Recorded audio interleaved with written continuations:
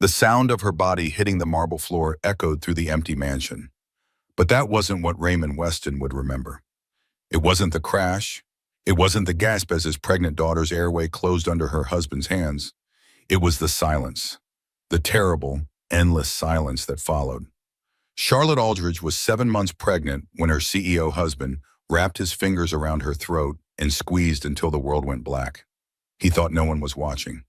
He thought his money and power made him untouchable. He thought wrong, because somewhere in that house, a camera was recording everything, and the footage was already on its way to the one man Preston Aldridge should have feared most, her billionaire father. Her. What happens when a powerful man discovers his daughter's perfect marriage is a prison? When the charming CEO everyone admires is exposed as a monster? When a pregnant woman must choose between the life she built and the life growing inside her? This is not just a story about betrayal. This is a story about survival, about a woman who lost herself in a marriage that was slowly killing her, about a father who would burn the world to protect his child, about the moment when the victim becomes the victor. But here's what makes this story different. Charlotte wasn't Preston's first victim. She wasn't his second. And the secrets buried in his past are darker than anyone imagined. Stay with me until the end, because the twist at minute 20 will change everything you think you know. And the final confrontation, you won't see it coming. This is the story of Charlotte Weston, and it begins with a camera that should never have been there, recording a crime that was never supposed to be seen. The sound was what Raymond Weston would never forget. Not the crash of his daughter's body against the marble floor, not the gasp as her airway closed, but the silence, the terrible, endless silence that followed. He sat in his home office at 11:47 on a Tuesday night. The quarterly reports glowed on his computer screen. Numbers that meant nothing now. Numbers that would never mean anything again. Marcus Webb stood in the doorway, his head of security for 15 years. A man who had seen combat, a man who rarely showed emotion. Marcus was pale. His hands trembled as he held the tablet. "Sir, you need to see this." Raymond looked up. "Can it wait until morning?" "No, sir, it cannot." Marcus crossed the room, set the tablet on the desk. "Della sent it. It's Charlotte." Charlotte, his daughter, his only child, the reason he had built everything, the reason he still breathed. Raymond took the tablet, pressed play. The image was grainy at first. A living room he recognized. His daughter's home. The home she shared with her husband of 4 years. Charlotte stood near the fireplace, 7 months pregnant. Her hand rested on her belly. She was saying something. Her lips moved, but there was no audio for the first few seconds. Then the sound kicked in. "I just asked where you were." Charlotte's voice. Tired, careful. The voice of someone walking on eggshells. Preston Aldridge III stepped into frame. Tall, handsome, the kind of man who commanded boardrooms, the kind of man Raymond had trusted with his daughter. "You were checking up on me." Preston's voice was cold, controlled. Again. "I was worried. You said you'd be home by 7. It's almost midnight. So now I need permission to work late?" "That's not what I said." Preston moved closer. Something shifted in his posture. Raymond leaned forward. His heart began to pound.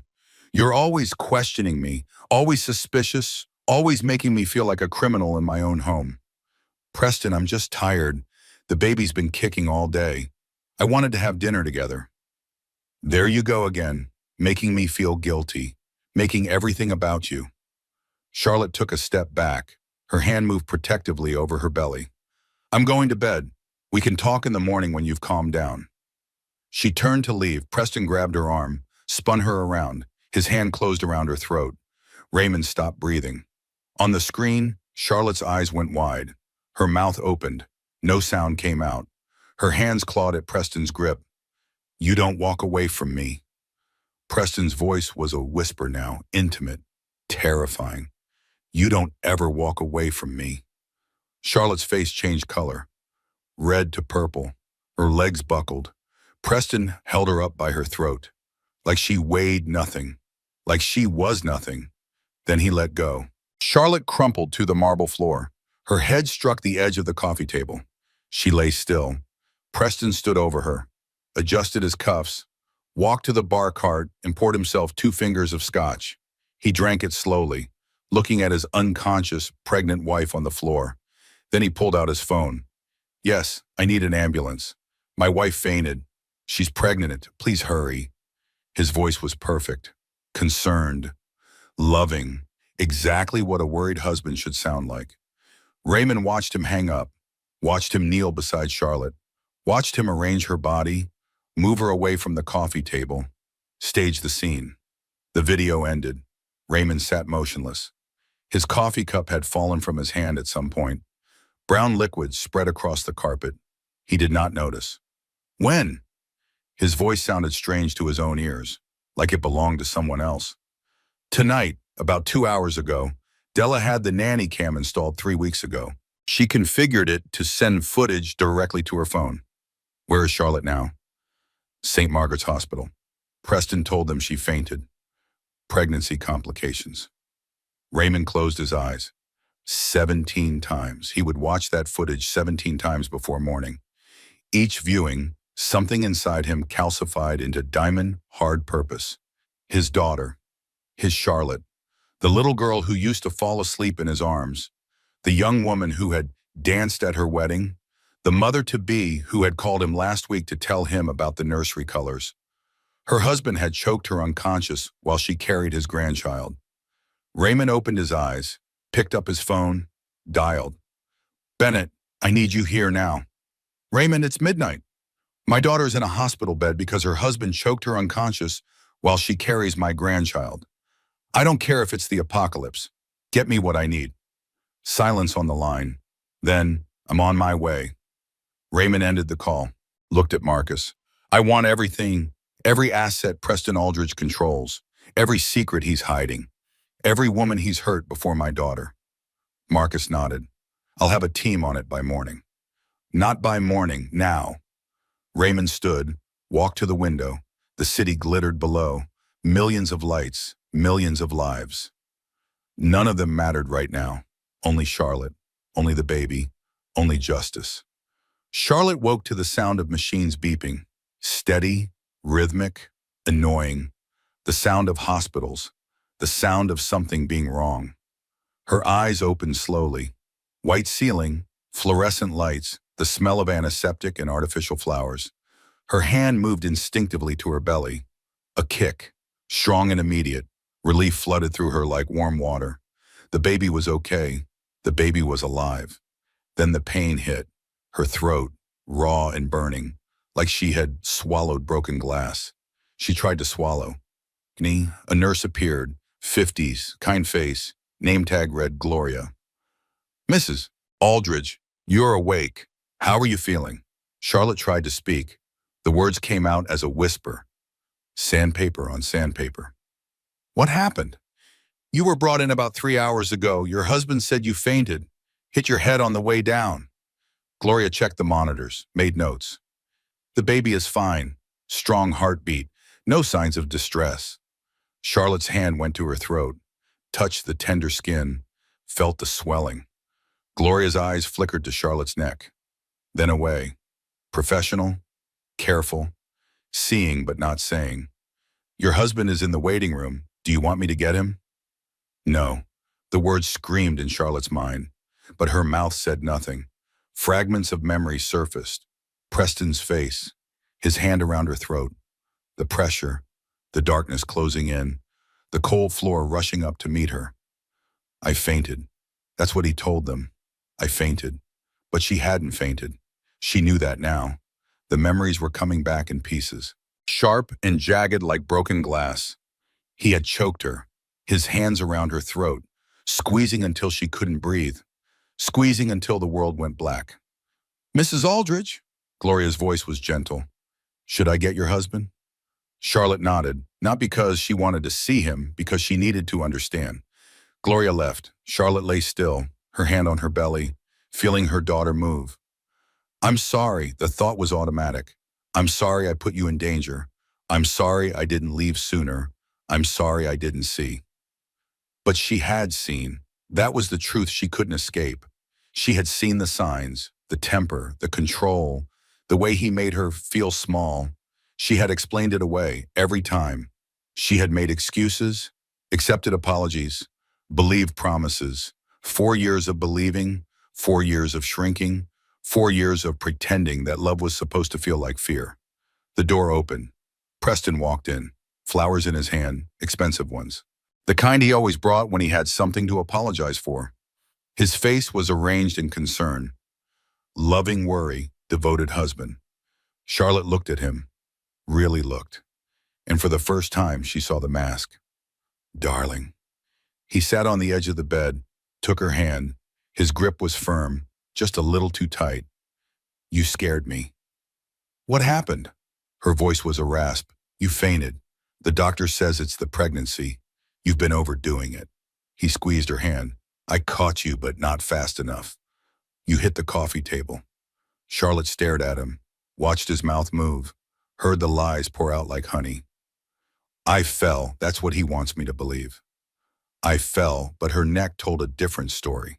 The bruises forming under her skin, the swelling that made it hard to swallow, the handprints she could feel even if she couldn't see them.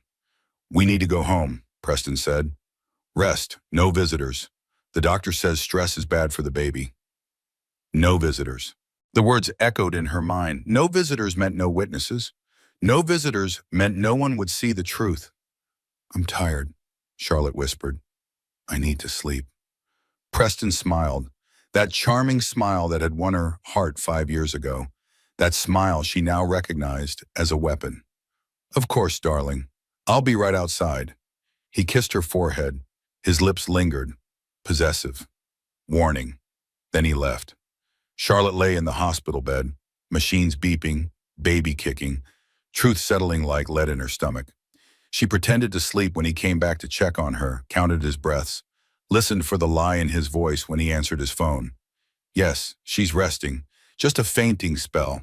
Nothing serious. Nothing serious. She had almost died. Her baby had almost died. And he called it nothing serious. Charlotte kept her eyes closed, kept her breathing steady, kept pretending. It was what she had been doing for 4 years. But something was different now. Now she knew the truth. Now she had to find a way out. Raymond did not sleep that night. He sat in his study as the hours crawled past, watching the footage, again and again, memorizing every frame, every second. Bennett Cross arrived at 1:15 in the morning. Gray suit, sharp eyes, the best corporate lawyer money could buy. Marcus had assembled a team by 2 former FBI, private investigators, people who knew how to find secrets and how to keep them. By 4 in the morning, they had a preliminary report. Charlotte isn't the first. Marcus laid the files on Raymond's desk. 3 other women, all before your daughter. Raymond opened the first file. A woman named Jessica Trent, Preston's first wife. She died in a car accident. Single vehicle. Ran off a cliff in Big Sur. Marcus pointed to the accident report. Except the injuries don't match. The car went off a cliff, but her injuries suggest blunt force trauma to the head before the crash. Raymond's jaw tightened. He killed her. We can't prove it, but the evidence suggests it wasn't an accident. Second file, a young woman named Brooke Kavanaugh, Preston's college girlfriend. Fell downstairs at a party. Multiple witnesses, except 3 of those witnesses received significant payments from the Aldrich family in the following months. And Brooke received a settlement of $800,000 to keep quiet. Raymond looked at the photo, young, beautiful, scared eyes. She couldn't have been more than 20. Third file, a woman named Diane Maxwell, Preston's former executive assistant. Resigned suddenly 2 years ago, relocated to Oregon, changed her phone number. When our investigator contacted her, she refused to speak, started crying and hung up. Raymond closed the files, sat in silence for a long moment. His daughter had married a monster, a serial abuser, a man who had left a trail of broken women behind him, and Raymond had given his blessing. He had walked Charlotte down the aisle, shaken Preston's hand, welcomed him into the family. The guilt was a physical weight, pressing on his chest, making it hard to breathe. But guilt was useless now. Only action mattered. I want protective orders in place by morning. I want Charlotte out of that hospital before Preston can move her. And I want enough evidence to bury him. Bennett nodded. The footage is damning, but we need more. Need the pattern. We need the other women to talk. Then make them talk, whatever it takes, whatever it touched us. Raymond stood, walked to the window. Dawn was breaking over the city, pink and gold and full of false promise. My daughter is in a hospital bed because I didn't see what he was. I won't make that mistake again. Charlotte woke to sunlight streaming through hospital windows. For a moment, she didn't remember. For a moment, she was just a woman in a hospital bed. Pregnant, confused, normal. Then it all came back. Preston's hands, the pressure, the darkness. She touched her throat. The swelling had gotten worse overnight. She could feel the bruises forming, purple fingerprints on her skin. The door opened. Not Preston this time. Not a nurse, her father. Raymond Weston stood in the doorway, gray suit, silver hair, eyes that had seen empires rise and fall, eyes that were now filled with something Charlotte had never seen before. Rage, barely contained, volcanic. Daddy! The word escaped before she could stop it. She hadn't called him that in 15 years. Not since she was a teenager. Not since she became an adult. But she wasn't an adult right now. She was a little girl who needed her father to make the monsters go away. Raymond crossed the room, sat on the edge of her bed, took her hand. I know, he said quietly. I saw. Charlotte's breath caught. Saw what? Della put a camera in your living room. She sent me the footage last night. The world stopped. Charlotte stared at her father, tried to process what he was saying. Della, her father's housekeeper, the woman who had watched Charlotte grow up, the woman who had always seemed worried when Charlotte visited, who always looked at her too long, who always asked if everything was okay. Della had known. Della had suspected. Della had done something about it. I'm taking you home, Raymond said. Not to his house, home. I can't. The words were automatic, the response of 4 years of conditioning. He'll be furious. He won't do anything, not ever again.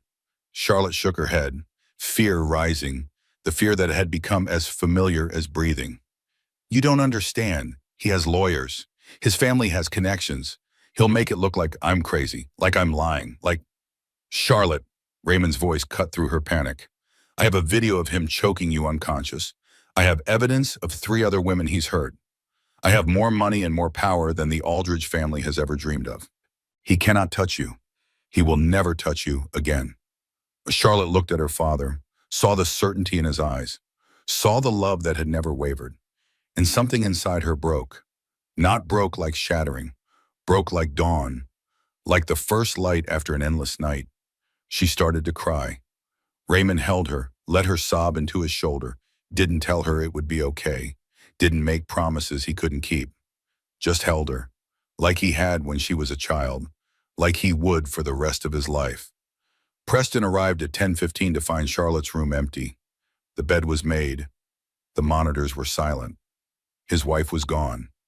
He grabbed the first nurse he saw. His fingers dug into her arm. Where is my wife? The nurse tried to pull away. Fear flickered across her face. Mr. Weston checked her out against medical advice about an hour ago. Preston's grip tightened.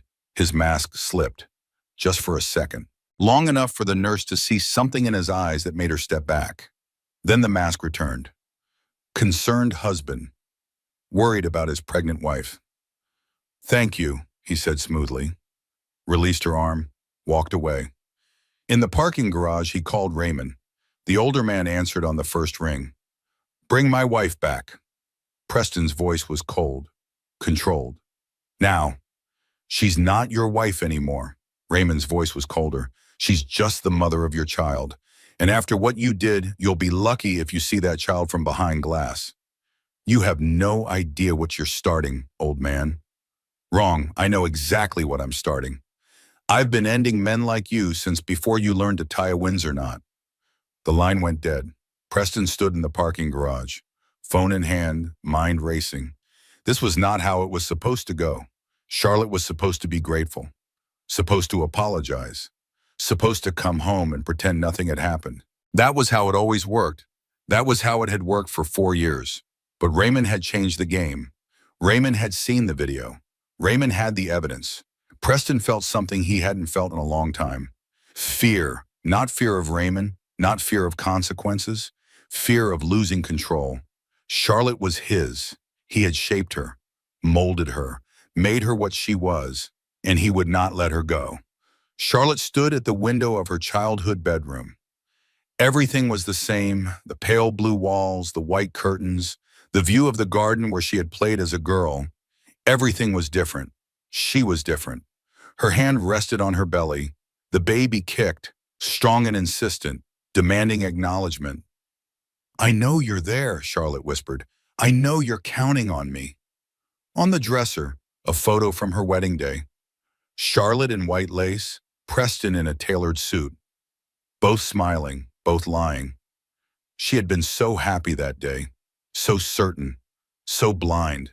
Looking at that photo now was like looking at a stranger, a woman who believed in fairy tales, a woman who thought love was supposed to hurt. That woman felt like 1,000,000 years ago. Charlotte picked up the photo, studied her own face, the hope in her eyes, the joy in her smile. It had all been real, every emotion, every dream, but it had been built on lies. Preston had never loved her. Not really. He had loved the idea of her, the billionaire's daughter, the trophy wife, the woman he could control, and she had let him.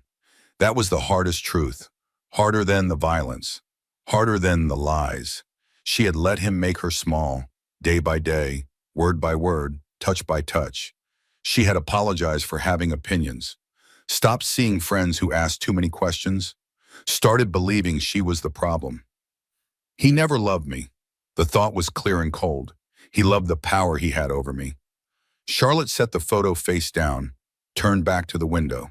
Her mother's roses were blooming in the garden below, pink and white and yellow, still beautiful after all these years. Her mother had planted those roses the year before she died. Charlotte was 15. Cancer had taken her quickly, too quickly. "What would you think of me now, Mom?" Charlotte wondered. "What would you say about the woman I became?" But she knew. Deep down, she knew. Her mother would say the same thing. Charlotte was finally starting to understand. "You survived. That matters. Now start living." 3 days passed. Charlotte stayed in her childhood home, ate meals Della prepared, slept in her old bed, tried to remember who she had been before Preston. Raymond assembled his team, lawyers and investigators and security specialists, all working toward one goal, destroying Preston Aldridge III. On the fourth day, Marcus presented his full report. "We've confirmed the pattern." He laid files on the conference table. "Preston Aldridge is a serial abuser. At least 3 victims before Charlotte, possibly more." Charlotte sat at the table, her father on one side, Bennett Cross on the other. Marcus at the head. She had insisted on being present, on knowing everything, on facing the truth. Jessica Trent, Preston's first wife. Marcus opened the first file. Married in 2012, died in 2014. Official cause of death was a car accident. Charlotte looked at the photo, a beautiful woman, blonde hair, green eyes, a smile that didn't reach her eyes. She looked haunted, even in what should have been a happy photo. "The accident report doesn't match the evidence," Marcus continued. "She died from blunt force trauma to the head. But the car's airbags deployed. The impact should have been survivable." "He killed her," Charlotte whispered. "He killed her and made it look like an accident. We can't prove it, not in court. But yes, that's the conclusion our investigators reached." Marcus moved to the second file. Brooke Kavanaugh, Preston's college girlfriend. They dated for 2 years at Stanford. Charlotte studied the photo, young, barely 20, innocent eyes. In 2008, Brooke fell down a staircase at a fraternity party. Multiple witnesses. She suffered a concussion and a broken arm. Marcus paused. But 3 of those witnesses received significant payments from the Aldridge family in the following months. And Brooke received $800,000 in an undisclosed settlement. Where is she now? Changed her name, moved to Vermont, married, 2 kids. Marcus looked at Charlotte. She agreed to speak with our investigator. She confirmed that Preston pushed her down those stairs. that it wasn't the first time he'd hurt her, that the Aldridge family paid her to keep quiet. Charlotte's hands were shaking. She pressed them flat against the table. 3 women, 3 victims, and she had married him anyway. Why didn't anyone warn me? Her voice cracked. Why didn't they come forward? Fear, Marcus said simply. Shame, the power of the Aldridge family, the same reasons most abuse victims stay silent. Bennett leaned forward. We have enough to file criminal charges, assault, witness intimidation, possibly accessory to murder, though that would be harder to prove. Raymond spoke for the first time. What about custody? Charlotte's baby? That's where it gets complicated. Bennett opened his legal pad. Preston will fight for custody. He'll use his family's resources to paint Charlotte as unstable, hormonal, delusional. Charlotte's blood ran cold. He'll try to take my baby. He'll try. He won't succeed. Raymond's voice was iron. We have the video. We have the pattern. We have the truth. The truth doesn't always win in family court, Bennett cautioned, especially against a family with the Aldridge connections. Charlotte stood, walked to the window, looked out at the garden without seeing it. 4 years. 4 years of marriage. 4 years of abuse. And now it came down to this, a fight for her child, a fight for her life, a fight against a man who had never lost anything in his life. She had told herself she was special, that she understood Preston like no one else did, that she could change him, that their love was different. And that was what they all told themselves. Jessica, Brooke, Diane, all of them had believed the same lies. Charlotte turned back to the room. What do we do? Bennett laid out the strategy: protective orders, criminal charges, civil suits, a full court press against Preston and his family. But Charlotte barely listened. Her mind was elsewhere. She was thinking about her wedding album, still in the house she shared with Preston, still full of photos of the happiest day of her life. All those smiles, all that hope, all of it built on lies. That night, Charlotte couldn't sleep. She lay in her childhood bed, staring at the ceiling, listening to the silence. The baby kicked, restless, sensing her mother's distress. I'm sorry, Charlotte whispered. I'm sorry I didn't see sooner. I'm sorry I put us in danger. But apologies were useless now. Only action mattered. She got out of bed, 3:15 in the morning. The house was dark and quiet. Charlotte walked to her closet, opened the doors. Her clothes from before, from high school and college. Clothes her mother had chosen for her. Clothes that reminded her of who she used to be. She started pulling things out, sorting, organizing. 2 piles. Who she was, who she became. The who she became pile was larger. Designer dresses Preston had bought her. Conservative colors he preferred. Modest cuts he approved of. Every piece of clothing was a reminder of how she had changed, how she had molded herself to fit his expectations, how she had erased herself to please him. Charlotte worked through the night. By dawn, the 2 piles were complete. She donated the who she became pile, every piece, every reminder. Then she showered, dressed in clothes from the who she was pile, a soft blue sweater, comfortable jeans, simple, authentic, hers. When Della brought her breakfast, the older woman paused in the doorway. You look like yourself, Della said softly. For the first time in years, you look like Charlotte. Charlotte smiled, a real smile, small and tentative, but real. I'm starting to remember who that is. Preston's response came on the 7th day, 3 in the morning. Motion sensors triggered at the Weston estate. Alarms screaming. Marcus and his team intercepted 2 men near Charlotte's window. Professional, armed, silent. They wouldn't say who had hired them, but everyone knew. Raymond stood over them in the security room. His face was calm. His eyes were not. You were going to take my pregnant daughter in the middle of the night from her own home. One of the men smirked. Can't prove who hired us. I don't need to prove it in court. I just need to prove it to myself. Raymond leaned close. Tell Preston his intimidation games ended tonight. The next team he sends won't go home. The police took them away. Charges filed, bail denied, but the message had been sent. Preston wasn't going to let Charlotte go quietly. He was going to fight with everything he had. Charlotte made a decision the next morning. I'm done hiding. She sat across from her father at breakfast. Her voice was steady. Her hands were not. I'm done protecting his reputation at the expense of my safety. Raymond set down his coffee. What do you want to do? I want to file charges. Real charges. I want to tell the truth to anyone who will listen. I want him to face what he's done. That means going public. That means your name in the headlines, your face on the news. I know. Charlotte touched her belly. But I'm going to have a daughter. And I want her to grow up knowing that her mother fought back, that her mother didn't let a monster win. Raymond studied her face, saw something he hadn't seen in years. Fire. Then we fight. Detective Patricia Holloway arrived at noon, 48 years old, 20 years in law enforcement, specialized in domestic violence cases, known for being relentless. She sat across from Charlotte in the study, recorder running, notepad open. I've been waiting for someone to come forward against Preston Aldridge. Holloway's voice was matter of fact. I have 3 other women who were too scared. Maybe now they'll talk. Charlotte told her story from the beginning.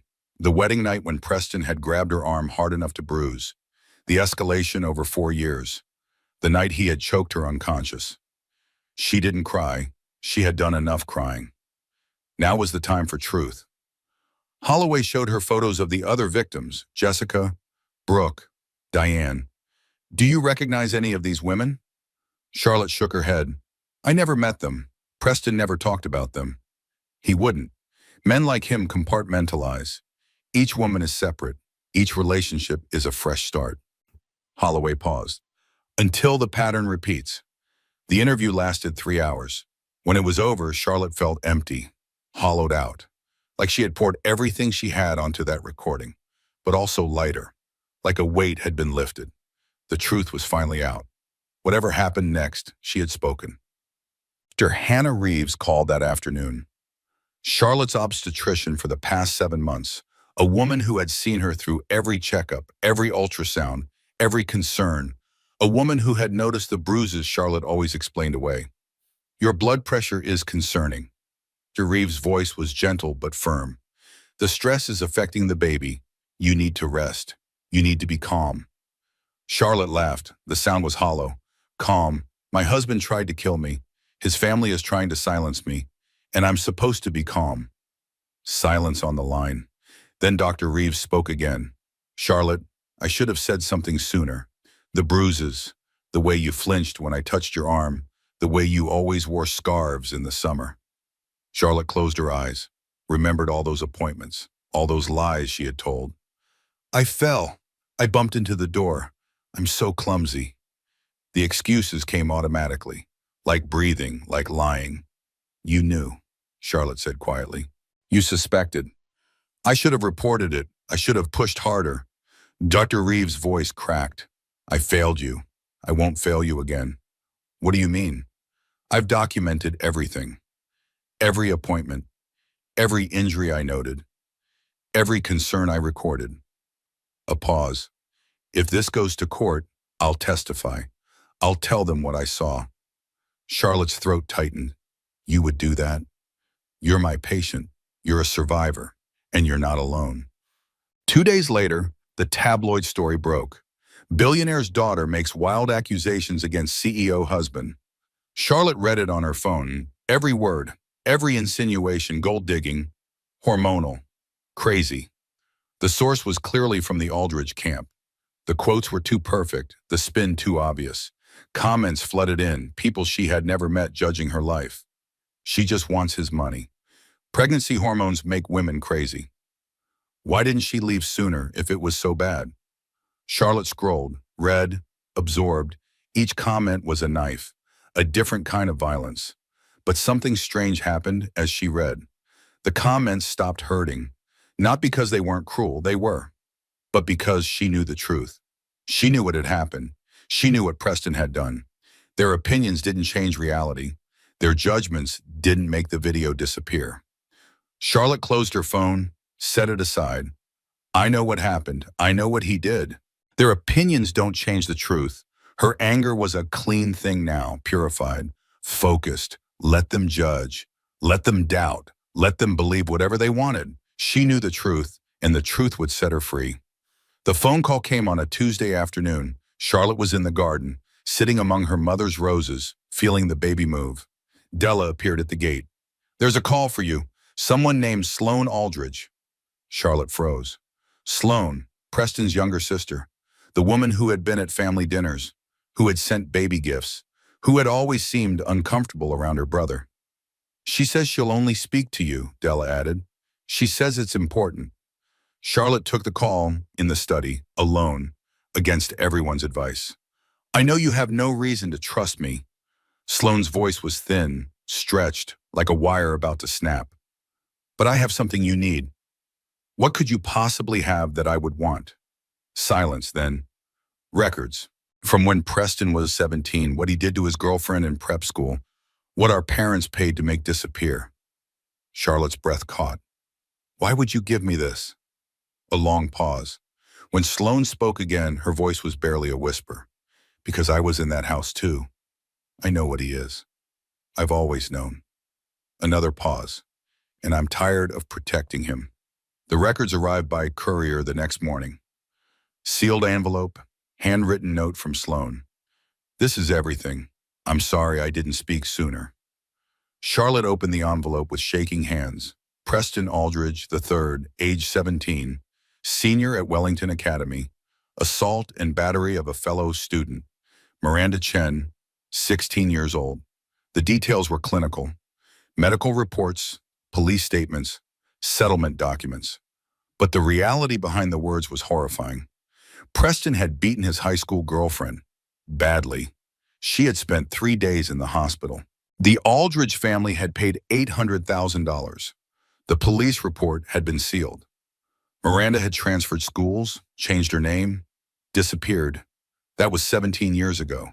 Before Jessica, before Brooke, before Diane, before Charlotte. The pattern started even earlier than they thought. Charlotte set down the documents, stared at the wall. Her husband had been hurting women since he was a teenager. For 17 years, his family had covered it up. For 17 years, new victims had walked into his life unprepared, and she had been one of them. Marcus appeared in the doorway. "We tracked down Miranda. She lives in Colorado now. Different name, married with kids." "Did she talk?" "Not at first. She was scared. Still after all these years." Marcus paused. "But when we told her about you, she agreed to give a statement." Charlotte nodded. She couldn't speak. Miranda's statement arrived that evening. A video call, a woman in her mid-30s. Careful eyes, nervous hands. "He told me no one would believe me, that his family was too powerful, that I was nobody." Miranda's voice shook. "He was right. No one believed me. Until now." Charlotte watched the recording 3 times, saw her own experience reflected in Miranda's eyes. The charm, the control, the escalation, the violence. It was always the same. Every woman, every time. And Preston had learned that he could get away with it, that money and power could make the truth disappear. Until now. The emergency custody filing landed like a bomb. Preston's lawyers argued that Charlotte was mentally unstable, a danger to her unborn child, suffering from pregnancy-induced delusions.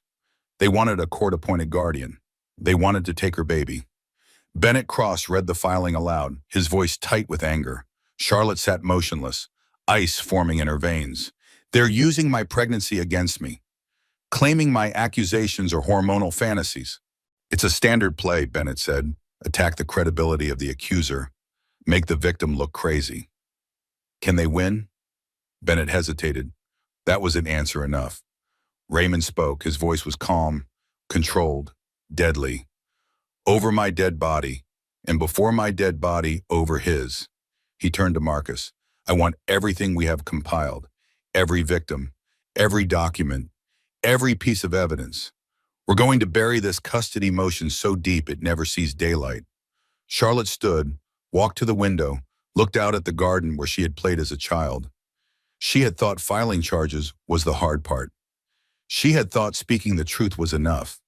But Preston wasn't going to give up. He wasn't going to admit defeat. He was going to fight until he had taken everything from her. including her daughter. Charlotte's hand went to her belly. The baby kicked, strong and insistent. "I won't let him take you," she whispered. "I won't let him win." Dora. Reeves was subpoenaed 3 days later. Preston's lawyers expected her to confirm Charlotte's instability, to testify about the stress of pregnancy, to support their narrative of a delusional wife. They miscalculated. But Reeves walked into the judge's chambers with 4 years of documentation. Every bruise she had noted, every injury she had questioned, every time Charlotte had worn long sleeves in summer. "I should have reported it sooner." Reeves' voice was steady, professional, damning. "I failed my patient. I won't fail her again." The judge read the documentation, looked at the photos, studied the timeline. When he spoke, his voice was ice. "I'm denying the emergency custody motion, and I'm ordering us a full investigation into Mr. Aldridge's conduct." Charlotte was in the garden when Bennett called with the news. She sat down on a bench, let the tears come. Relief and exhaustion in something that felt almost like hope. One battle won, many more to come. But for the first time, she believed she might survive. Preston came for her on a Thursday. 6 weeks since the night he choked her. 6 weeks of legal battles and media attention and sleepless nights. Charlotte was resting in her room. Late afternoon, golden light through the curtains. She heard the door open, expected Della with tea. But the figure in the doorway was taller, darker, wrong. Preston stood in the shadows, watching her, the way he used to watch her at home, the way predators watch prey. "Hello, Charlie." Charlotte's blood turned to ice. Her hand moved toward her phone. Preston was faster. He caught her wrist. His grip was familiar. Bruising. "Don't." His voice was conversational, calm, the most dangerous version of him. "We're just talking, like we used to. Remember how we used to talk?" Charlotte's heart pounded. Her throat closed. He was here, in her father's house, in her sanctuary. No place was safe. No one could protect her. "How did you get in?" Preston smiled. "I still have friends. I still have power. Did you think a few security guards could keep me out?" He sat on the edge of her bed, still holding her wrist, still controlling the situation. "You've been very busy, Charlie, filing charges, talking to the police, turning my own sister against me." He clicked his tongue. "That wasn't very wifely of you. I'm not your mom anymore. We're still married, darling, until a judge says otherwise." His grip tightened, and judges can be persuaded. Charlotte tried to pull free, failed. "What do you want?" Preston leaned closer, his face inches from hers, his breath warm on her skin. "I want you to come home. Drop the charges. Tell everyone you were confused, hormones, stress, whatever excuse you want." He paused. "We'll go to therapy. I'll be better." "You'll be better." Charlotte almost laughed. "You've been saying that for 4 years. I mean it this time." "You meant it every time. And then you did it again." Preston's eyes flickered. Something dark moved behind them, the mask slipping. "This is your last chance," Charlotte drawled. "Come home willingly, or I take what's mine anyway." Charlotte stared at him, saw the man she had loved, the man she had married, the man who had tried to kill her. "I'm not yours," she said quietly. "I never was." The door crashed open. Marcus and 2 security guards, weapons drawn. Preston released her wrist, stood slowly, adjusted his jacket. "This conversation isn't over," he said softly. "Only for her." Then he allowed himself to be escorted out. But the look he gave Charlotte as he left, that look of possession, of ownership, of rage, that look stayed with her long after he was gone. Charlotte broke that night, alone in her room, the baby kicking, the darkness pressing in. All the strength she had been showing, all the determination, all the brave words, it drained away, like water through sand. She was just a woman who had loved the wrong man, who had believed the wrong promises, who was about to give birth to his child, and he could still reach her, still get to her, still make her feel small. Charlotte cried until she couldn't breathe. Then she cried more. She thought about the woman she had been before Preston, the confident young professional, the daughter who made her father proud, That woman was gone, erased, replaced by someone she didn't recognize. What if I can't do this? What if I'm too broken? What if he wins? The spiral went darker, darker than she had ever let herself go. She thought about her mother, dead 15 years. Cancer had taken her too quickly. She thought about her baby, due in 8 weeks, a little girl who deserved better than this. She thought about giving up, just for a second, just the thought. Then her phone buzzed, a crisis hotline number. Saved months ago, never called. Charlotte stared at it. Her thumb hovered over the delete button. 3 times she almost erased it. The 4th time she called, the voice on the line was calm, unhurried, present. Thank you for calling. How can I help you tonight? Charlotte couldn't speak at first. The words stuck in her throat. I don't know why I called. I don't know what I need. That's okay. You don't need to know. You just need to talk. So Charlotte talked about Preston, about the abuse, about the fear that never went away, about the moment in the hospital when she woke up and remembered his hands around her throat, about the feeling of being watched, hunted, owned, about the voice in her head that told her she deserved it. The counselor listened, didn't interrupt, didn't offer platitudes. When Charlotte finished, silence stretched between them. Then the counselor spoke. You're not broken, you're injured. There's a difference. Charlotte closed her eyes, let the words sink in. Injuries heal. Bones knit back together, wounds close. It takes time. It takes care. But it happens. I don't know who I am anymore. He took everything, every piece of me. No, he took what you showed him. He took the surface, but you're still here, still fighting, still calling crisis lines at 2 in the morning because something inside you refuses to give up. Charlotte's throat tightened. Fresh tears spilled. Who do you want to be? The counselor asked. About who he made you, not who you were before. Who do you want to become? Charlotte thought about it, really thought. Who did she want to be? A survivor, a mother, a woman who spoke her truth, a woman who was afraid but fought anyway, a woman who would teach her daughter that strength wasn't about never falling. It was about getting back up. I want to be someone my daughter is proud of, Charlotte said finally. I want to be someone I'm proud of. Then that's who you'll become. Not today, not tomorrow, but eventually. The call lasted 2 hours. When it ended, Charlotte sat in silence. The darkness was still there. The fear was still there. But something else was there too. A spark, small and fragile, but real. She looked in the bathroom mirror, really looked. The fading bruises on her neck, the shadows under her eyes, the way her shoulders curled inward. She deliberately straightened, lifted her chin, held her own gaze. I am not his creation. I am not his victim. I am Charlotte Weston, and I will survive this. The words were quiet, just for her, but they were true, and truth was the first step toward freedom. Megan Carr came to the house on a rainy Wednesday. Charlotte expected to hate her. The other woman, the affair partner. The reason Preston had stayed late at the office. But the woman who stood in the foyer was nothing like Charlotte expected. 26 years old, trembling, a fading bruise under too much makeup. Charlotte knew that bruise, knew what it meant. I know you have no reason to trust me. Megan's voice shook.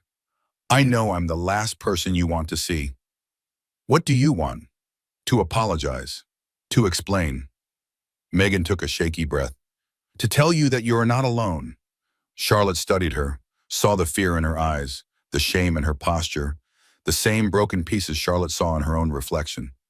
Come in. They sat in the garden, among Charlotte's mother's roses, 2 women connected by the same monster. He told me you were crazy, cold, that the marriage was over. Megan stared at her hands. He said you didn't understand him, that you made him feel trapped, that with me, he could be himself. Charlotte laughed. The sound was bitter.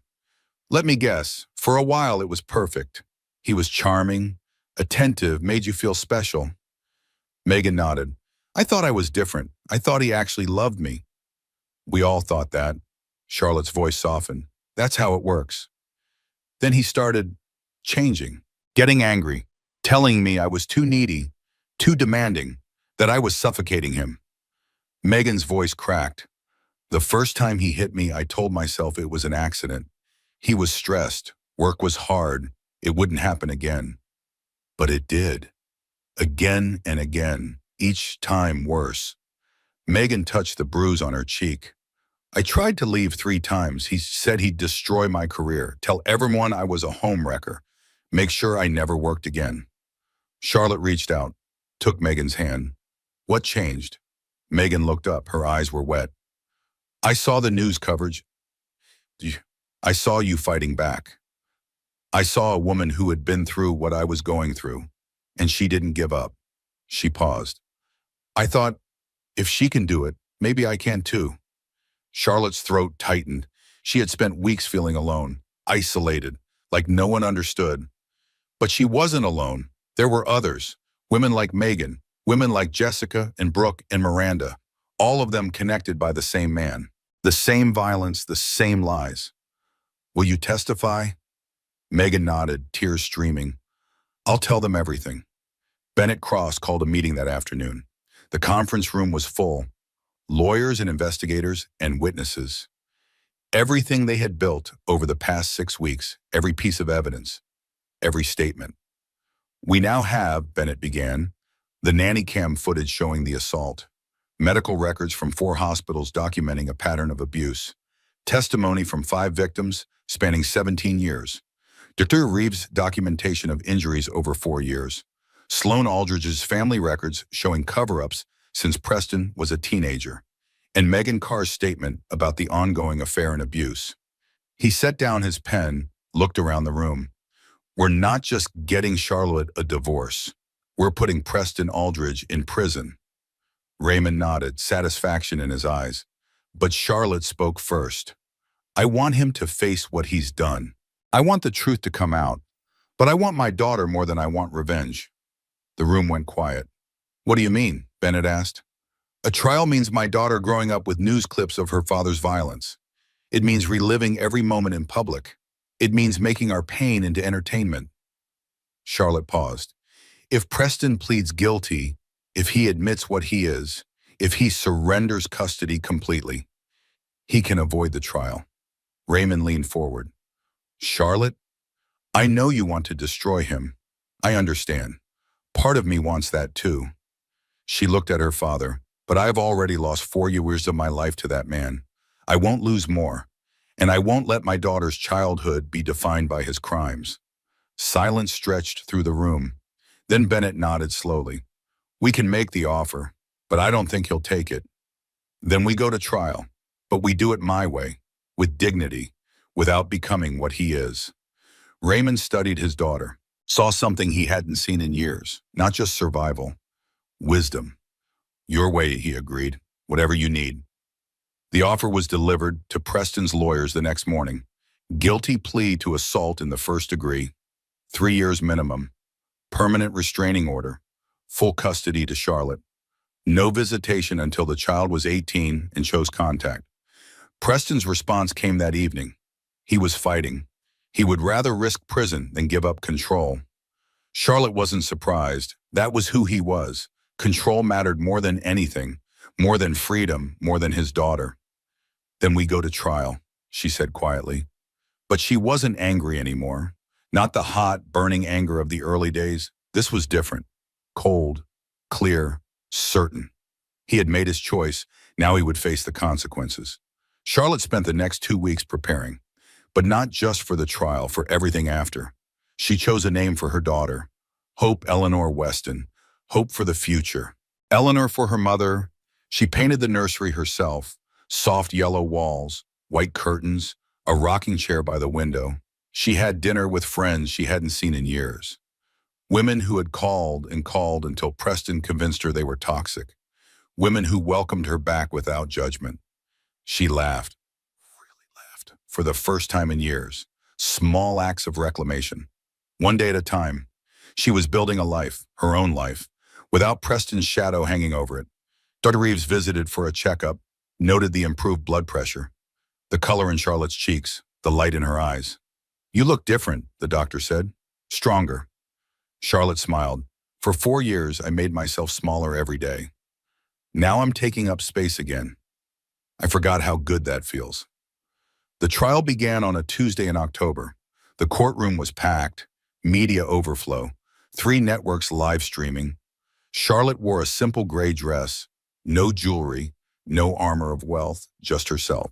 Preston sat at the defense table, tailored suit, perfect hair, the mask firmly in place.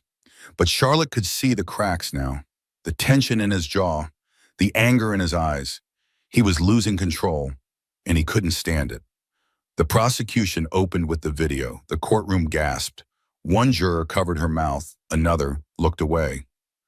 Charlotte didn't look away. She had watched it enough times now. It didn't have power over her anymore. The defense tried every tactic. Charlotte was unstable, manipulative, a gold digger who wanted her wealthy father's attention. Dr. Reeves destroyed that narrative. 4 years of documentation, injuries that matched abuse, not accidents. The video was manipulated, edited, taken out of context. An expert witness verified the authenticity, frame by frame, second by second. Preston was under extraordinary stress. His wife was difficult. She provoked him. 3 victims testified. 5 if you counted the video statements from Jessica's sister and Brooke's therapist. The pattern was undeniable. The same story, different women, spanning 17 years. On the 3rd day of testimony, Preston lost control. The prosecutor was questioning him about Megan Carr, about the affair, about the bruises Megan had documented. She was obsessed with me. She wouldn't leave me alone. I had to. He stopped himself, but it was too late. The prosecutor smiled. You had to what, Mr. Aldridge? Preston's mask slipped, just for a moment, but a moment was enough. She was mine, my wife, my child. She doesn't get to just leave. The words hung in the air. Every juror heard them. Every reporter recorded them. No further questions, Your Honor. Charlotte took the stand on the 4th day. When did you first realize something was wrong? She paused, remembered. The night after our wedding. He didn't like how I laughed at another man's joke at the reception. When we got to our hotel room, he grabbed my arm hard enough to bruise. She touched her arm unconsciously. Then he apologized, bought me breakfast in bed. I told myself it was nerves. New marriage jitters. And it escalated? Slowly. So slowly I didn't see it happening, like boiling a frog. He turned up the heat so gradually by the time I realized I was burning, I thought I deserved it. Why didn't you leave? Charlotte looked at the jury, at the faces watching her, judging her. Because he convinced me no one else would want me. That my father's money was the only reason anyone tolerated me. That without him, I was nothing. She paused. He was wrong, I know that now. But when you hear something every day for 4 years, you start to believe it. What would you like people to understand about your experience? Charlotte thought about all the comments she had read, all the questions she had been asked, all the judgments she had faced. I want people to know that leaving is hard, harder than anyone who hasn't done it can understand. Staying is harder, but the shame isn't ours. It was never ours. It's his. It was always his. She looked at Preston, held his gaze. I'm not broken. I'm not crazy. I'm not a gold digger or a liar or any of the things you've called me.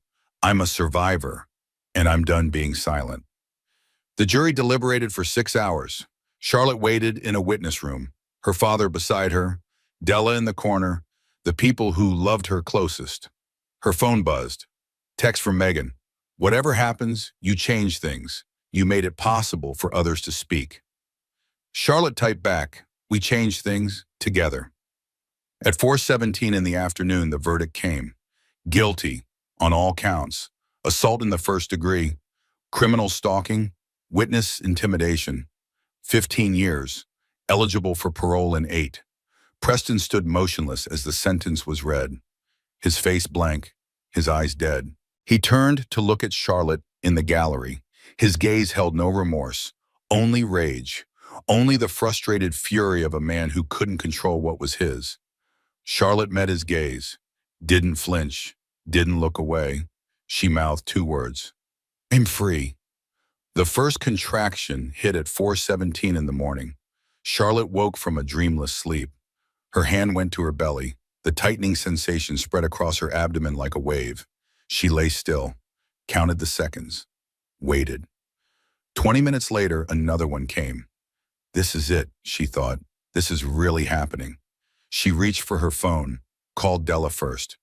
It's time, she said simply. Della was at her door in 3 minutes, still in her robe, hair wrapped in a scarf, eyes wide with excitement and worry. How far apart? 20 minutes, maybe 15. We have time. Let me call your father. Raymond arrived within the hour. He had clearly dressed in the dark. His shirt was buttoned wrong. His shoes didn't match. Charlotte laughed when she saw him, the first laugh of what would become the most important day of her life. Daddy, your shoes. Raymond looked down. One brown loafer, one black Oxford. I'm not changing them, he said firmly. This baby is coming whether my shoes match or not. The drive to the hospital was surreal. Dawn was breaking over the city, pink and gold light spilling across the skyline. The world waking up to an ordinary Tuesday. But for Charlotte, nothing was ordinary. Every contraction brought her closer to meeting her daughter. Every wave of pain was a step toward the future she had fought so hard to reach. Marcus drove, steady and calm, eyes scanning the mirrors out of habit. Raymond sat beside Charlotte in the back, holding her hand, not speaking, just present. Della followed in a second car, bringing the hospital bag Charlotte had packed 3 weeks ago. The tiny onesies and soft blankets and the stuffed elephant she had bought on impulse. At the hospital they were expected. Dr. Reeves had called ahead. Private room, maximum security, no visitors without clearance. Preston was in prison, had been for 3 weeks. But old habits died hard. Charlotte would never stop checking over her shoulder, never stop making sure the doors were locked, never stop protecting herself and her daughter. But she was learning to live anyway. Labor was not what Charlotte expected. She had read the books, taken the class, watched the videos. Nothing prepared her for the reality. The pain was immense, overwhelming, like her body was being torn apart and rebuilt simultaneously. But there was something else too, something beneath the pain. Power. Her body knew what to do, had known for 9 months, was doing it now without her conscious direction. She was not passive in this process. She was not a victim of her own biology. She was a force of nature. You're doing beautifully, Dr. Reeves said during one of the checks. 7 centimeters, almost there. Charlotte nodded, couldn't speak. Another contraction was building. Raymond had retreated to the waiting room after the first hour. He had tried to stay, wanted to be supportive. But watching his daughter in pain was more than he could bear. Della stayed, held Charlotte's hand, wiped her forehead with cool cloths, murmured encouragement in a steady stream. You are strong. You are capable. You are almost there. The words became a rhythm, a heartbeat, a lifeline. At 2:37 in the afternoon, Dr. Reeves said the words Charlotte had been waiting for. It's time to push. Charlotte bore down, every muscle in her body focused on this one task, this one moment, this one goal. Push, breathe, push. Again, the world narrowed to sensation, pressure, pain, purpose. She thought about the journey that had brought her here. The night Preston had choked her, the hospital room where she had woken up, the moment she had decided to fight. Every step had led to this. Every battle had been for this. Push, breathe, almost there. I can see the head, Dr. Reeves said. One more, give me one more big push. Charlotte gathered everything she had, every ounce of strength, every drop of determination. She pushed, and then at 3:47 in the afternoon, Hope Eleanor Weston entered the world. The sound of her daughter's first cry was the most beautiful thing Charlotte had ever heard. Not a wail, not a scream, a declaration. I am here. I am alive. I matter. Dr. Reeves placed the baby on Charlotte's chest, warm and wet and perfect. Hello, sweet girl, Charlotte whispered. I'm your mama. Hope opened her eyes, dark blue, like all newborns. But Charlotte saw something there. Recognition, trust, love. I've been waiting for you, Charlotte continued. My whole life, I've been waiting for you, and you were worth every second. Hope's tiny hand curled around Charlotte's finger, a grip that was surprisingly strong. This is what I fought for, Charlotte thought. This moment, this miracle, this life.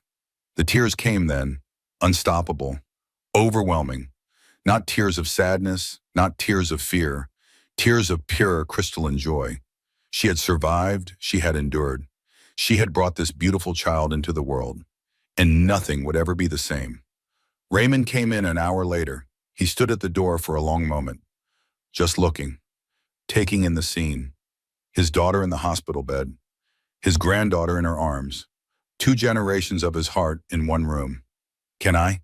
His voice was hoarse, uncertain. Charlotte smiled. Of course, Daddy. Come meet your granddaughter. Raymond crossed the room slowly, like he was approaching something sacred, something holy. He leaned down to look at Hope, studied her tiny face, her button nose, her perfect little ears. She looks like your mother, he said, tears streaming down his face. She has Eleanor's chin. Charlotte felt her own tears return. Her mother had died 15 years ago, but in this moment she felt closer than ever. I named her Hope Eleanor, Charlotte said. Hope for the future. Eleanor for Mom. Raymond nodded, couldn't speak. He reached out one finger, touched Hope's cheek, the gentlest touch imaginable. Hello, Hope Eleanor Weston, he whispered. I'm your grandpa, and I'm going to spoil you absolutely rotten. Hope yawned, stretched her tiny arms, settled deeper into her mother's embrace. Raymond laughed through his tears. She's already unimpressed with me. She definitely has your mother's attitude. Charlotte laughed too. The sound was free, unburdened, joyful. Would you like to hold her? Raymond's eyes widened. Can I? I don't want to. I haven't held a baby since you were born. It's like riding a bicycle. You never forget. Charlotte transferred Hope into her father's arms, watched him adjust his grip, support her head, cradle her against his chest. Raymond looked down at his granddaughter, and in that moment, Charlotte saw something shift in him. The hardness that had carried him through the trial, the rage that had fueled his quest for justice, the determination that had protected his daughter. It all melted away. In its place was something softer, something gentler, something new, love, pure and unconditional and infinite. I will never let anything hurt you, Raymond whispered to Hope. I will never let anyone make you feel small. You are precious. You are loved. You are safe. Charlotte closed her eyes, let the moment wash over her. This was her family, imperfect and broken and healing, but hers, and it was enough. The first night was the hardest. Hope woke every 2 hours, hungry, wet, confused by this strange new world outside the womb. Charlotte fed her, changed her, rocked her back to sleep, then did it all again. By morning she was exhausted. Her body ached from delivery. Her mind was foggy from lack of sleep. But when she looked at Hope sleeping peacefully in the hospital bassinet, none of it mattered. This is what mothers do, she thought. This is what love looks like. Sacrifice and exhaustion and joy are all tangled together. Della arrived with coffee and muffins, took one look at Charlotte and shook her head. You need rest. Let me take her for a few hours. I'm fine. You're not fine. You're running on fumes and you need to heal. Della's voice was gentle but firm. Let me help. That's why I'm here. Charlotte hesitated. The instinct to hold Hope close was overwhelming, to never let her out of sight, to protect her from every danger. But Della was right. Charlotte couldn't do this alone, and she didn't have to. 2 hours, she said finally. Wake me if she needs me. Of course. Charlotte closed her eyes. Sleep claimed her instantly. When she woke, Hope was still sleeping peacefully. Della was reading in the corner chair. Sunlight streamed through the windows. Everything was calm. Everything was safe. This is what peace feels like, Charlotte thought. I had forgotten. They left the hospital 3 days later. Charlotte's new house was waiting, the house she had chosen for its light, its windows, its garden. She had bought it 2 months ago, spent weeks decorating, making it perfect. The nursery was ready, soft yellow walls, white curtains, a rocking chair by the window. When Charlotte carried Hope through the front door for the first time, she paused. "Welcome home, baby girl," she whispered. "This is where we live now. This is where we're safe." Hope blinked at her surroundings, yawned, closed her eyes, not impressed by the decor. But Charlotte didn't mind. She had the rest of their lives to show Hope the beauty in the world. The first month was a blur, feeding, changing, sleeping in fragments, learning Hope's cries, understanding her needs. Charlotte had help. Della moved into the guest room, handled the cooking and cleaning and everything else that fell through the cracks. Raymond visited daily, held Hope for hours, sang to her in an off-key voice that made Charlotte smile. Marcus and his team maintained security, discreet but present, just in case. Preston was in prison, would be for years. But the fear lingered. Charlotte checked the locks 3 times before bed, kept her phone charged and close, made sure someone always knew where she was. The trauma didn't disappear just because the trial was over. It lived in her bones, her reflexes, her nightmares. But she was learning to live with it, to acknowledge it without letting it control her. Therapy helped. Dr. Morrison, a trauma specialist recommended by the hospital. Weekly sessions that peeled back layers of pain. "You're making progress," Dr. Morrison said after a month. "Real progress." "It doesn't feel like progress. I still have panic attacks, still wake up sweating." Progress isn't linear. It's not about eliminating the symptoms. It's about developing tools to manage them. Dr. Morrison leaned forward. "And you are managing. Every day you get up, every day you care for your daughter, every day you choose to keep going. That's progress." Charlotte thought about that, about the woman she had been a year ago, trapped, afraid, invisible. That woman wouldn't recognize the one she had become. "I guess I am doing okay," she admitted. "You're doing more than okay. You're thriving." Hope's first smile came at 6 weeks. Charlotte was changing her diaper, making silly faces, talking nonsense the way new mothers do. And then it happened. Hope's face lit up, her mouth curved, her eyes crinkled. A smile, real and genuine and directed at her mother. Charlotte froze, stared, made sure she wasn't imagining it. Hope smiled again, bigger this time. Charlotte laughed, picked her daughter up, held her close. "You smiled at me, your first real smile. Oh, baby girl, you have no idea how long I've waited to see that." Hope cooed, grabbed a fistful of Charlotte's hair, smiled a third time. Charlotte called everyone she knew, Raymond, Della, Dr. Reeves, even Marcus, who responded with a gruff, "Good for her," that Charlotte knew was his version of excitement. This is what it means to be a mother, she thought. Finding joy in the smallest moments, celebrating every milestone, building a life one smile at a time. The months passed in a rhythm of their own. 3 months. Hope started sleeping through the night. Charlotte felt human again. 4 months. Hope rolled over for the first time, from back to belly, then belly to back, then back to belly again, just to show off. 5 months. Solid foods. The mess was spectacular. The photos were priceless. 6 months. Sitting up unassisted, looking around at the world with curious eyes, reaching for everything within range. Charlotte documented every moment. Photos and videos and journal entries, building a record of Hope's first year, building a record of their survival. She wanted Hope to know someday, not the details of the abuse, not the horror of the trial, but the strength it took to get here, the courage it required to start over. She wanted Hope to understand that she came from resilience, from determination, from love. The call from the Congressional Committee came on a Tuesday. Charlotte was feeding Hope lunch, sweet potato puree. Most of it ended up on Hope's face, but some made it into her mouth. "Mrs. Weston, this is Senator Mitchell's office. We'd like to invite you to testify before the Judiciary Committee about domestic violence legislation." Charlotte set down the baby spoon. "Testify? Your story has inspired a national conversation. We're drafting comprehensive reform legislation, and we believe your testimony could help it pass." Charlotte thought about what that would mean, going public again, sharing her story with the world, reliving the worst moments of her life. She thought about Hope. What kind of example did she want to set? "Yes," she said, "I'll do it." The preparation took 3 weeks, working with Raymond's communications team, drafting testimony, practicing delivery, anticipating questions. Charlotte had never spoken publicly about her experience.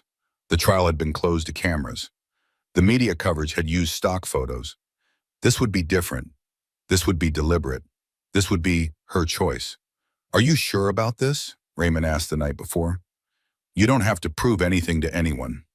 "I'm not proving anything. I'm using what happened to me to help others." "That's different." "It's still painful."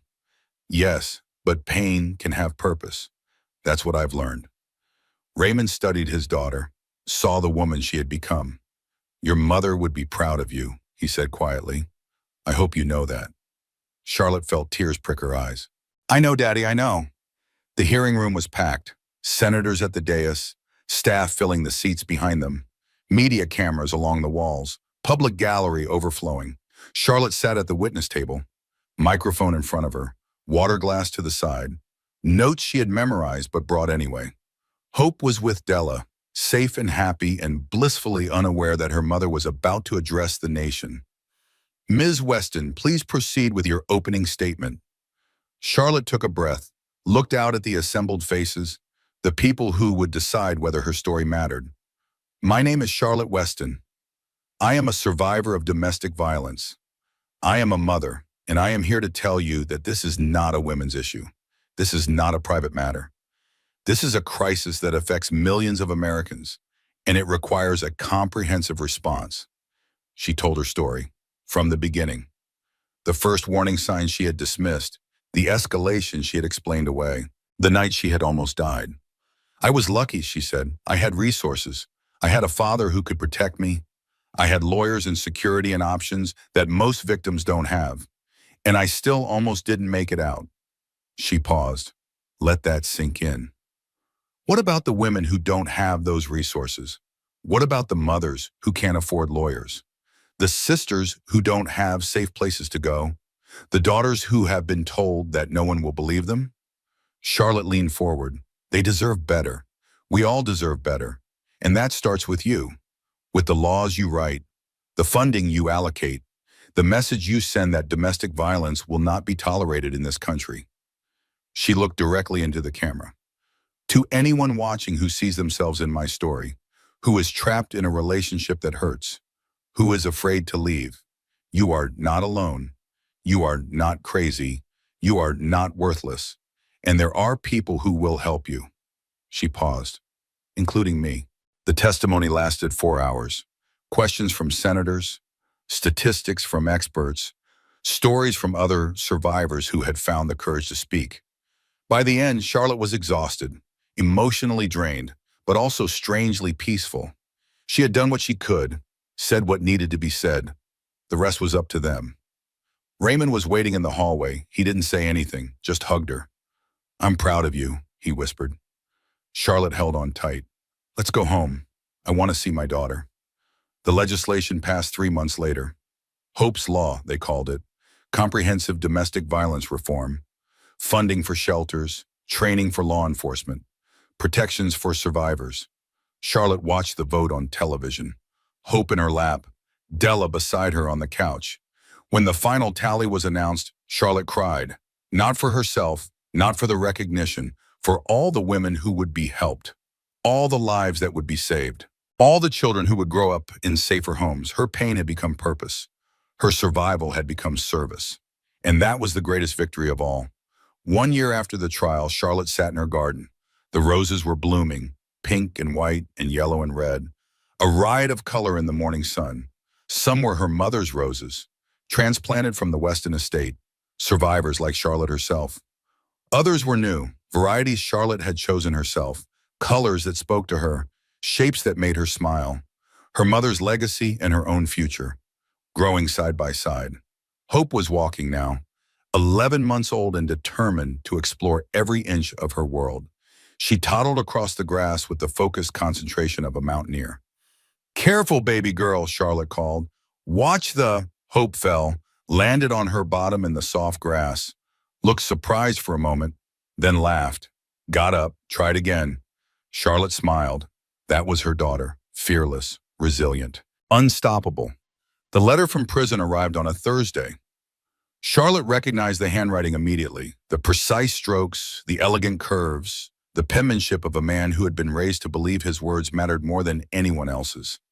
She didn't open it. This was the seventh letter Preston had sent, the seventh attempt to insert himself back into her life, the seventh refusal to accept that she was no longer his. Charlotte carried the letter to the fireplace, considered burning it. The paper would curl and blacken. The words would turn to ash. The physical evidence of his existence would disappear. But that would give it too much power, too much ceremony, too much of her team and energy. Instead, she opened the drawer of her desk, the drawer where she kept all his letters. Unopened, unanswered, irrelevant. She filed this one with the others, closed the drawer, walked away. He didn't get to have a voice in her life anymore. His words didn't matter. His opinions didn't count. His existence was simply a fact she had to work around, like bad weather or traffic. She wrote her own story now, and he wasn't in it. Hope's first birthday party was small, just the people who mattered. Raymond, Della, Marcus, a few friends Charlotte had reconnected with over the past year, and Megan Carr, the woman who had once been Charlotte's rival, was now her friend. Trauma had a way of creating bonds that nothing else could. They understood each other in ways no one else could. Megan arrived with a gift wrapped in yellow paper, a soft teddy bear, simple and sweet. "I hope this is okay," she said, suddenly uncertain. "I didn't know what to bring." Charlotte hugged her. "It's perfect. You're perfect. I'm so glad you're here." They set up in the garden, streamers and balloons and a cake that Hope would mostly destroy rather than eat. Raymond wore a party hat. He looked ridiculous. He didn't care. "Gamma!" Hope shouted when she saw him. Her version of Grandpa. Close enough. Raymond scooped her up, spun her around, laughed when she grabbed his nose. "Happy birthday, beautiful girl," he said. "You have no idea how special you are." Charlotte watched them together, her father and her daughter, the two people she loved most in the world. She thought about the path that had brought her here, the pain and the fear and the endless nights of doubt. Would she change it if she could? Go back and make different choices? No, because every step had led to this, to hope, to healing, to peace. The journey had been brutal, but the destination was worth it. The cake was a disaster in the best possible way. Hope grabbed fistfuls of frosting, smeared it across her face, shoved it in her hair. Charlotte took approximately 700 photos, each one more precious than the last. "She's definitely your daughter," Raymond observed. "You used to do the same thing." "I did not. I have photographic evidence." "You were covered in chocolate cake for your entire first birthday." Charlotte laughed. "Okay, maybe I did, but I turned out fine." "More than fine." Raymond's voice softened. "You turned out extraordinary." Charlotte felt tears threaten, happy tears, the kind she was still getting used to. "Thank you, Daddy, for everything, for believing me, for fighting with me, for never giving up." That's what fathers do. We protect our children, no matter what. Charlotte thought about that, about the protection she would provide for Hope, the lessons she would teach, the example she would set. Her daughter would never know what it was like to be small, to be silenced, to be told she didn't matter. Charlotte would make sure of it. After the party, after the guests had left, Charlotte sat in Hope's room. The baby was asleep, exhausted from her big day, cake still in her hair despite Charlotte's best efforts. The room was quiet, peaceful. Exactly what Charlotte had imagined when she was pregnant and terrified. She had wondered then if she could do this, if she could be a good mother, if her own brokenness would infect her daughter. Now she knew the answer. She wasn't broken, she was healing. And healing wasn't a destination, it was a practice, something she did every day, every hour, every moment. Some days were harder than others. Some nights the nightmare still came. Some moments the fear still gripped her. But she kept going, kept trying, kept showing up. That was what strength looked like. Not the absence of pain, the persistence through it. Charlotte leaned down, kissed Hope's forehead. "I love you, baby girl," she whispered. "More than you will ever know. And I will spend the rest of my life making sure you believe it." Hope stirred, smiled in her sleep. dreaming whatever dreams one-year-olds dream. Charlotte watched her for a long moment, memorizing this peace, this perfection, this gift. Then she quietly left the room, closing the door behind her, stepping into the rest of her life. Megan's wedding invitation arrived in the spring. Charlotte opened it with genuine awe. Her friend had found happiness, had healed, had built a new life from the ashes of the old. They were all building new lives. All the women Preston had hurt, all the survivors who had found their voices. Charlotte called Megan immediately. "I got the invitation. I'm so happy for you." "You'll come? You'll really come?"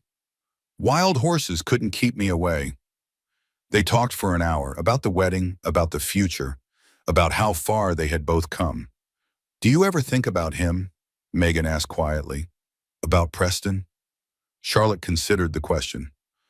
"Sometimes. Not the way I used to. Not with fear or anger. More like acknowledgement. He existed. He hurt me. And now he doesn't matter." "That's incredible. I don't know if I'll ever get there." "You will. It takes time and therapy.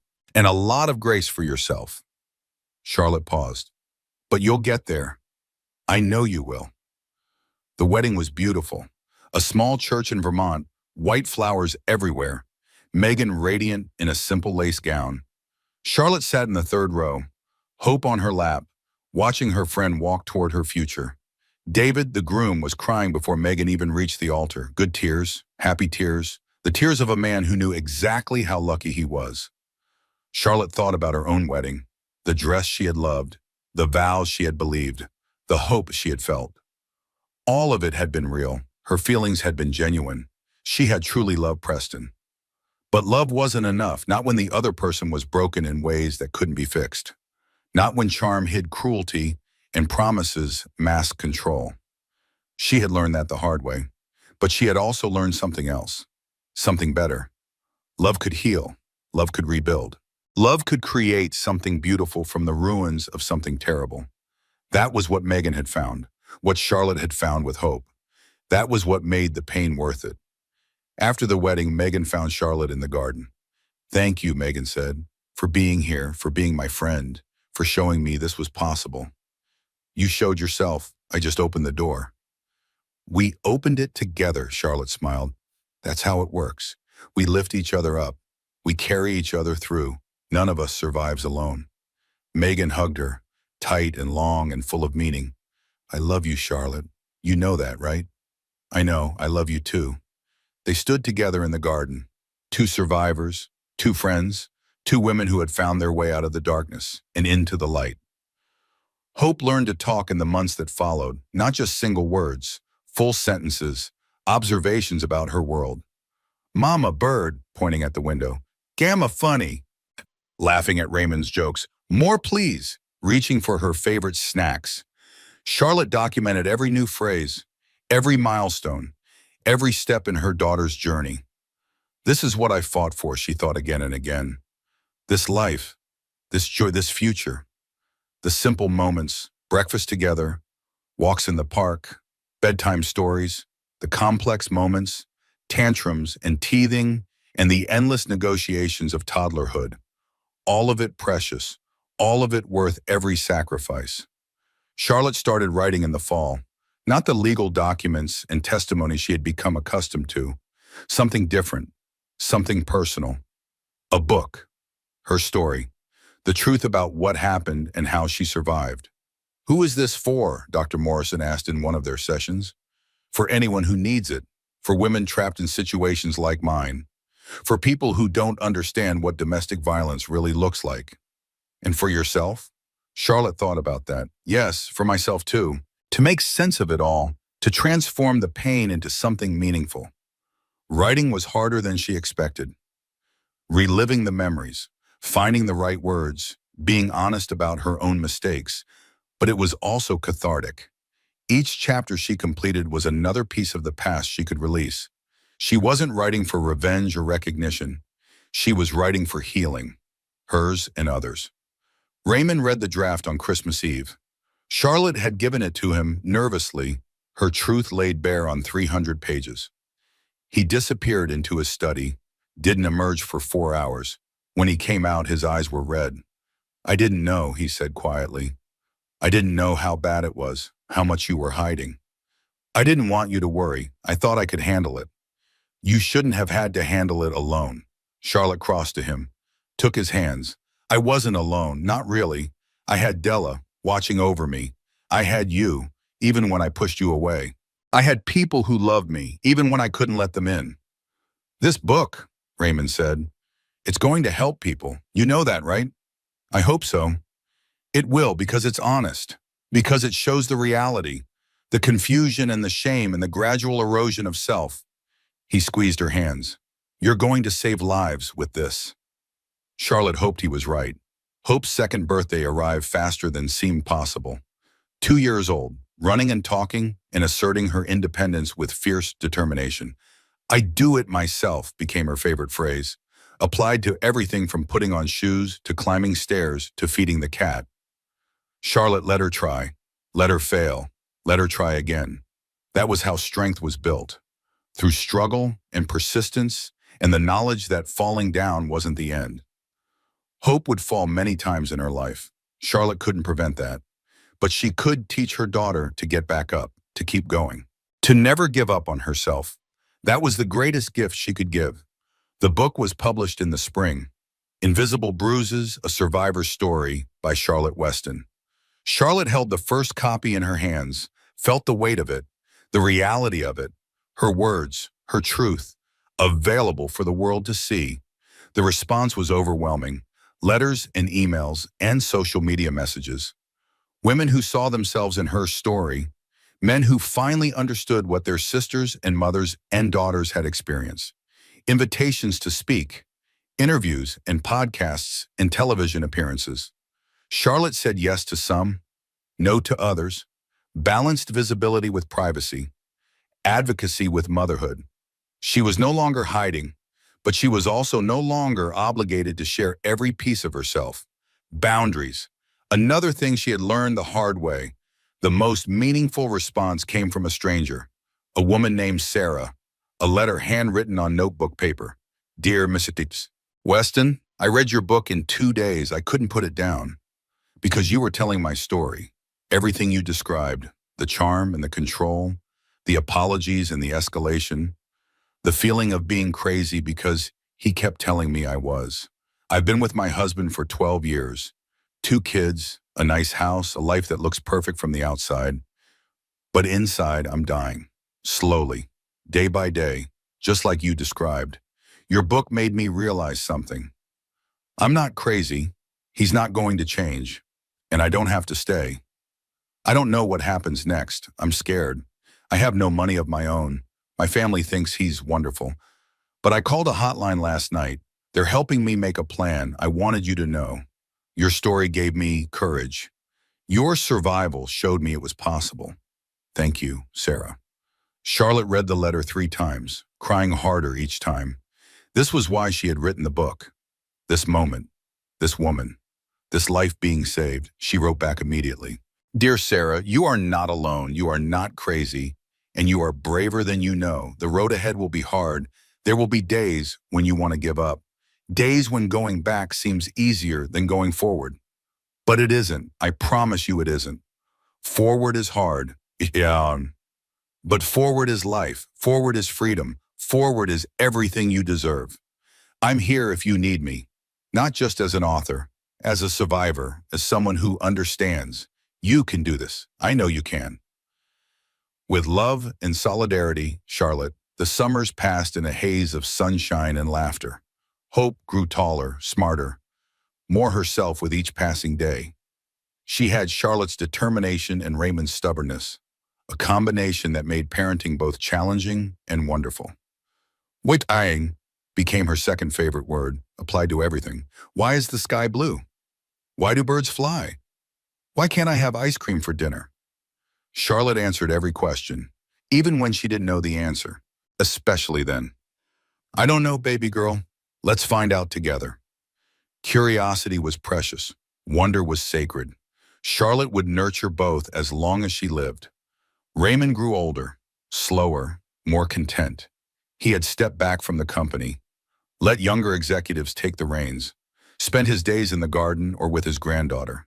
I spent 60 years building empires, he told Charlotte one afternoon. But this, watching hope grow, being here for you, this is what matters. No regrets?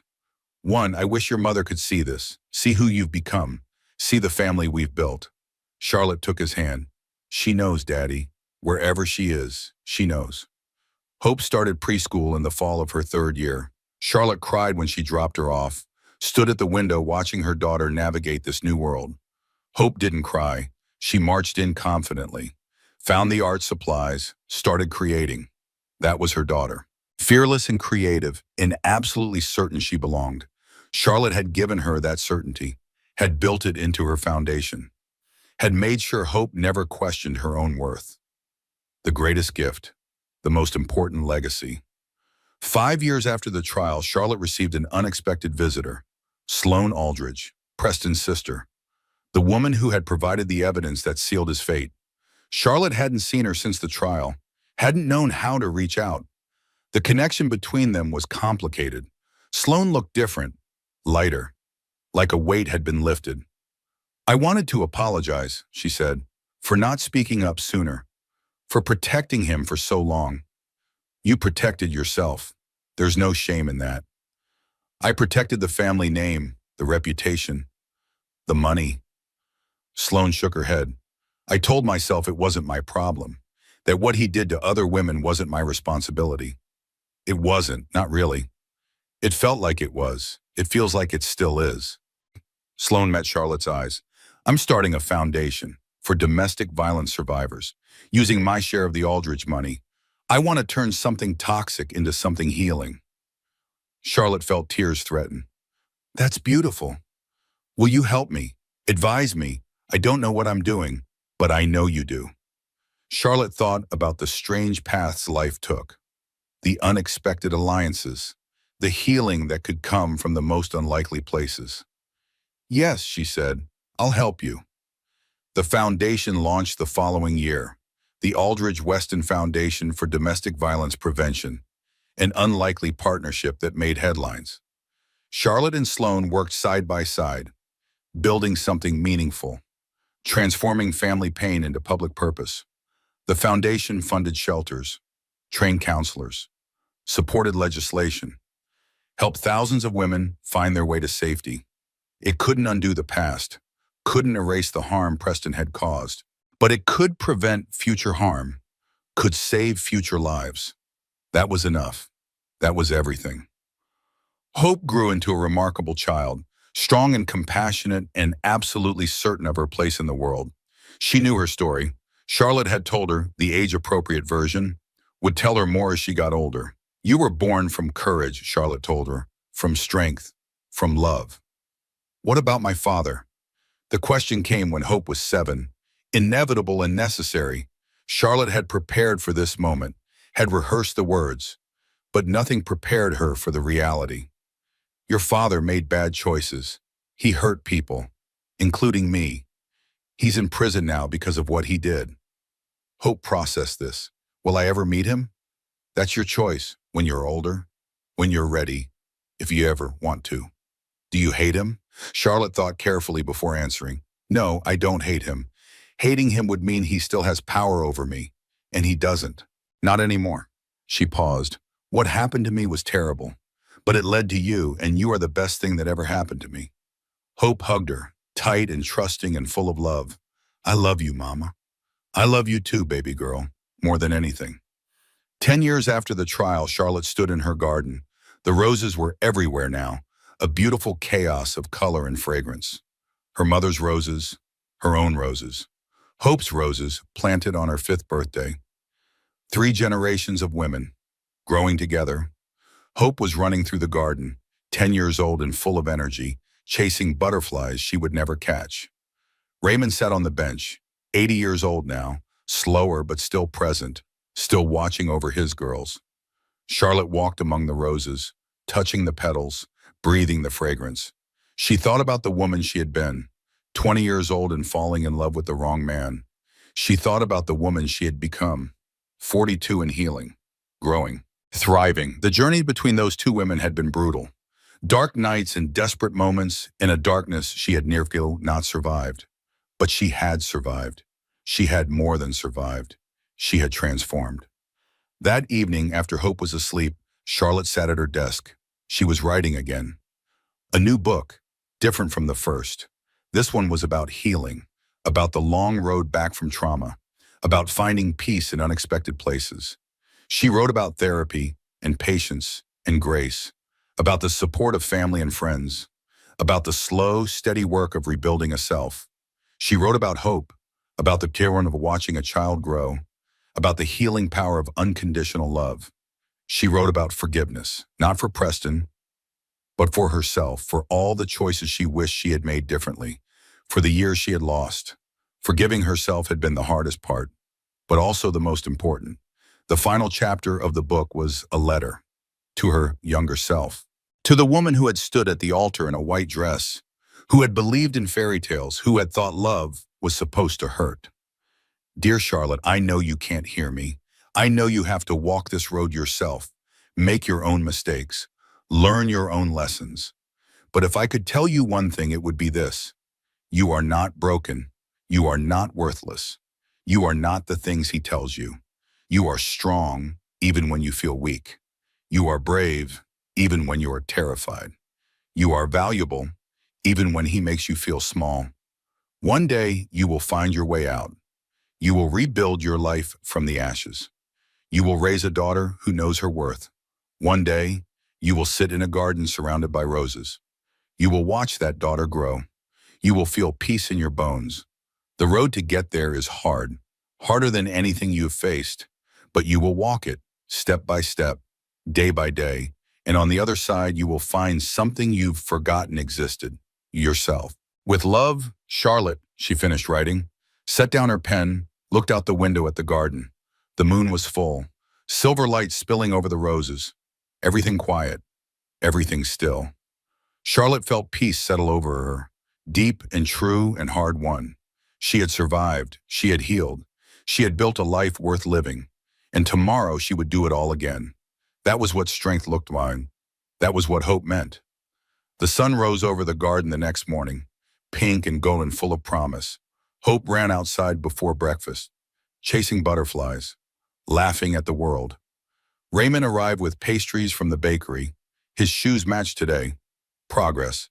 Della had coffee ready, strong and perfect, the constant rhythm of their days.